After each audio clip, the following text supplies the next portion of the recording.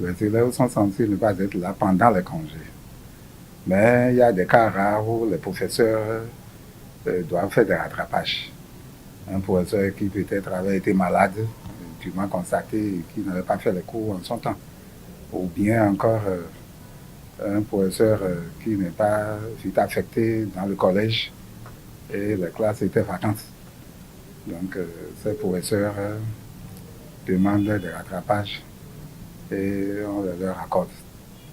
Nous sensibilisons les apprenants au fin de bien étudier à la maison pendant les congés parce que c'est vrai que c'est une période pédagogiquement décrétée au repos. Mais ce n'est pas repos tous azimuts. Pendant ce repos, on s'organise, on a un planning, nous leur demandons, en les sensibilisant, nous leur demandons de faire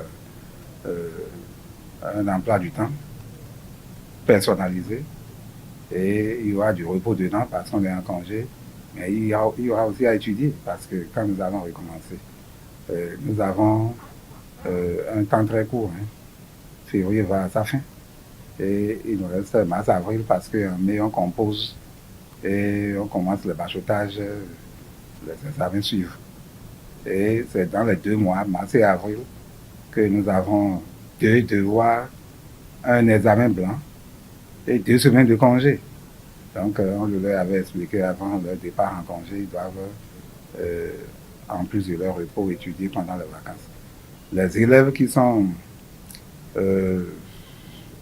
particuliers, et puis on a déjà calculé les moyennes en tenu le conseil des professeurs, ces élèves qui ont moins de 7 de moyenne, entre-temps, leurs parents avaient été convoqués pour un suivi plus sérieux à la maison.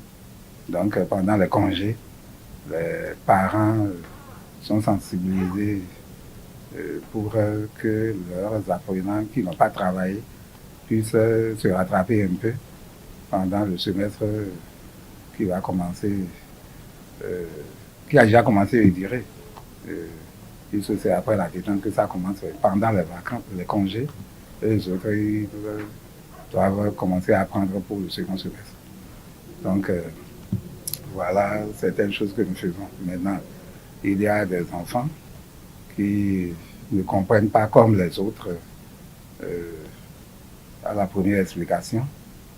À ceux-là, nous avons trouvé des professeurs qui peuvent, un peu comme un groupe d'études dirigé par un prof, les entretenir un peu. Bien sûr qu'ils bénéficient de leur repos des congés, mais parce qu'ils ne suivent pas comme les autres, on les a sollicités. Et pendant les congés, le professeur travaille avec eux.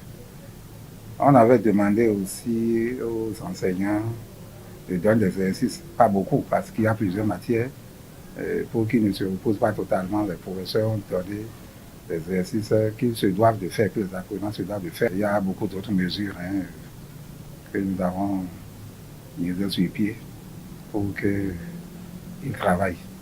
Les administratifs qui s'érigent en maître d'études, tout ça, surtout dans les classes d'examen.